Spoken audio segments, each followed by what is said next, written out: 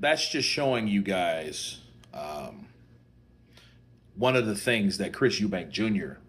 did preparing to lose or to make, should I say, this weight for this fight that he looked like a dead man walking in. And you see his posture and you see his tone, you see how he can't even raise his hand up or his head up.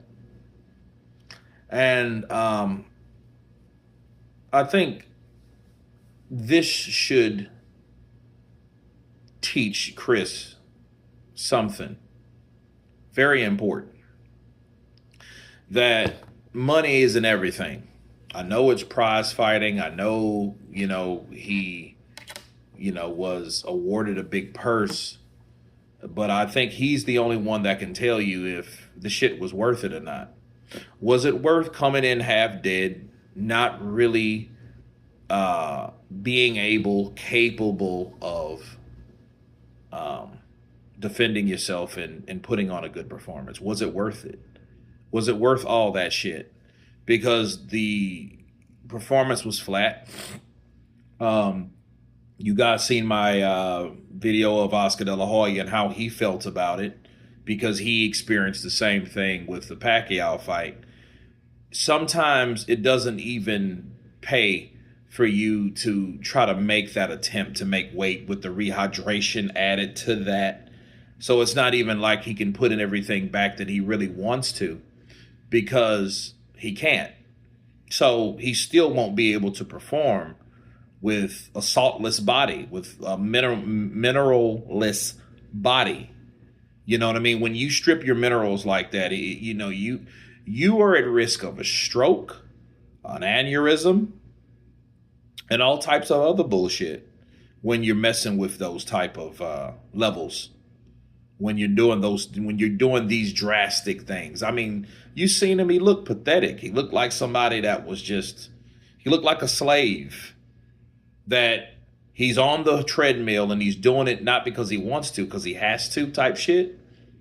It didn't look good. I mean, but that video just showed you the demeanor, and it reflected the fight itself.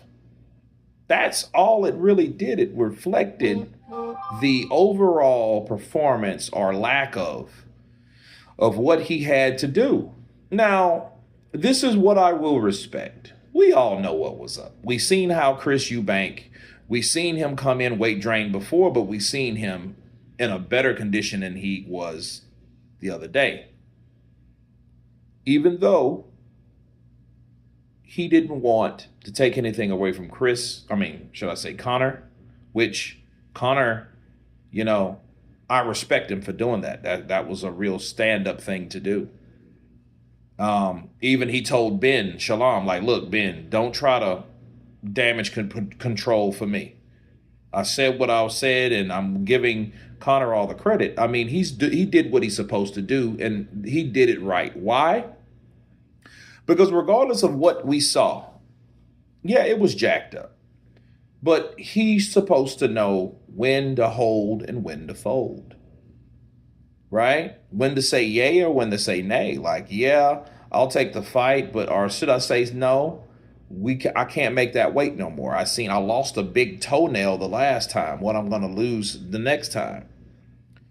And that's why his father didn't want it. And it was more so when it was a good thing that Conor did pop dirty with something, because had he not, he would have been in worse shape at 157.